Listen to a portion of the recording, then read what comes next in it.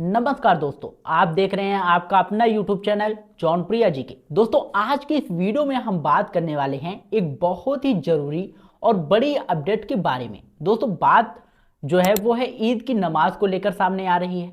अगर आप भारत के किसी भी राज्य से हैं, चाहे आप उत्तर प्रदेश, बिहार, झारखंड, पश्चिम बंगाल, दिल्ली, महाराष्ट्र या फिर किसी भी कोने से इस वीडियो को देख रहे हैं, तो ये जानकारी आपके लिए बेहद जरूरी है। दोस्तों, हर साल की तरह इस साल भी ईद का त्योहार आने वाला है और हम सभी जानते हैं कि ये त्योहार खुशियों का है, भाईचारे का है और मोहब्बत का प्रतीक होता है मुसलमानों के लिए, हम सभी लोगों के लिए। लेकिन पिछले कुछ समय से देश के कई इलाकों में धार्मिक आयोजनों के दौरान भीड़, ट्रैफिक और आपसी तनाव जैसी समस्याएं सामने आती रहती हैं। इन्हीं सब चीजों को ध्यान में रखते हुए प्रशासन की तरफ से कुछ जरूरी दिशा निर्देश जारी किए गए हैं, जिनका पालन करना हर नागरिक के लिए बहुत ही जरूरी है। अगर आप इसका पालन नहीं करते हैं तो आपको बहुत सारी परेशानियों का सामना करना पड़ सकता है। तो सबसे पहले और सबसे महत्वपूर्ण बात यह है कि नमाज केवल निर्धारित स्थानों पर ही अदा की जाएगी, यानी मस्जिद या ईदगाह में ही नमाज पढ़ी जाएगी। सड़कों, चौराहों या फिर सार्वजनिक रास्तों पर नमाज पढ़ने से साफ मना किया गया है। क्यों? क्योंकि जब सड़क पर नमाज होती है तो वहां से गुजरने वाले लोगों को परेशानियां होती हैं, ट्रैफिक रुकता है और कई बार विवाद की स्थिति भी बन जाती है। इसलिए आप सभी से यही अपील है कि नमाज अपने तय स्थान पर ही पढ़ें। अब दोस्तों, बात करते हैं दूसरी जरूरी बात की। अब बात क्या आती है? तो बात है भीड़ को लेकर। कई बार ऐसा होता है कि मस्जिद में ज्यादा भीड़ हो जाती है और लोग बाहर सड़क पर नमाज पढ़ने लगते हैं। ऐसे में प्रशासन का कहना है कि अगर जगह कम है तो नमाज को अलग समय में अदा करें, यानी बैच से जो है बैच में नमाज पढ़ें। इसमें थोड़ी भीड़ कंट्रोल रहेगी और किसी को कोई भी परेशानी का सामना नहीं करना पड़ेगा। अब बात करते हैं तीसरी बात की।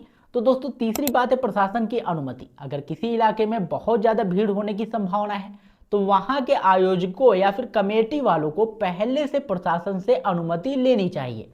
इससे जो है सुरक्षा व्यवस्था बेहतर रहती है और पुलिस भी वहां मौजूद रहती है, जिससे भगदड़ नहीं होती और कोई भी आपत्तिजनक घटना होने से बचा जा सकता है। अब बात करते हैं लाउड स्पीकर की। जी हाँ दोस्तों, लाउड स्पीकर का इस्तेमाल करना मना नहीं है, लेकिन उसकी आवाज एक निश्चित सीमा के अंदर ही होनी चाहिए।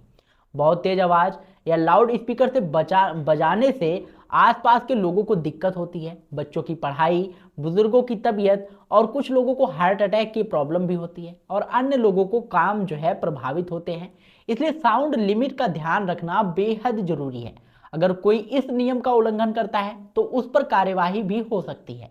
अब बात करते हैं इसके अलावा एक और जरूरी बात की। तो दोस्तों, ट्रैफिक और व्यवस्था बनाए रखना नमाज के समय या सुनिश्चित करना बहुत जरूरी है और किसी भी सड़क पर जाम ना लगे, क्योंकि अगर ट्रैफिक जाम होता है तो एम्बुलेंस, स्कूल बस या किसी जरूरी काम से जा रहे लोगों को परेशानियों का सामना करना पड़ता है। इसलिए हर व्यक्ति की जिम्मेदारी है कि वह इस बात का ध्यान रखे। साथ ही सुरक्षा व्यवस्था को लेकर भी प्रशासन पूरी तरह से सतर्क रहता है।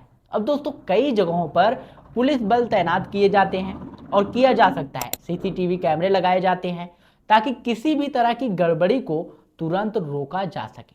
ऐसे में अगर सुरक्षा जांच होती है तो उससे जो है सहयोग करना भी हमारी ही जिम्मेदारी है, क्योंकि ये सारी जो घटनाएं हैं वो हमारे लिए ही की जा रही हैं, क्योंकि इससे हमें भी सहायता मिलेगी। एक और अहम बात जो अक्सर नज़रअंदाज हो जाती है वो है साफ सफाई का। दोस्तों, नमाज के बाद उस स्थान को साफ रखना भी जरूरी है, क्योंकि साफ सफाई भी हमारी जिम्मेदारी है और यह हमारे संस्कार को दर्शाता है। दोस्तों, ये सारे नियम जो है किसी एक धर्म के लिए नहीं बल्कि पूरे समाज की शांति और सुरक्षा के लिए बनाए जाते हैं, चाहे कोई भी धर्म हो। अगर नियमों का पालन नहीं होगा तो कार्यवाही जरूरी होगी। इसलिए जरूरी है कि हम सब मिलकर इन नियमों का सम्मान करें और ईद का त्यौहार प्यार और भाईचारों का त्यौहार है। इस दिन से जो है लोग एक दूसरे से गले मिलते हैं, मिठाइयाँ बांटते हैं और खुशियाँ बांटते हैं। मानते हैं अगर इस खुशी के मौके पर किसी को परेशानी होती है या तनाव पैदा होता है तो त्यौहार का असली मकसद ही खत्म हो जाता है। इसलिए जो है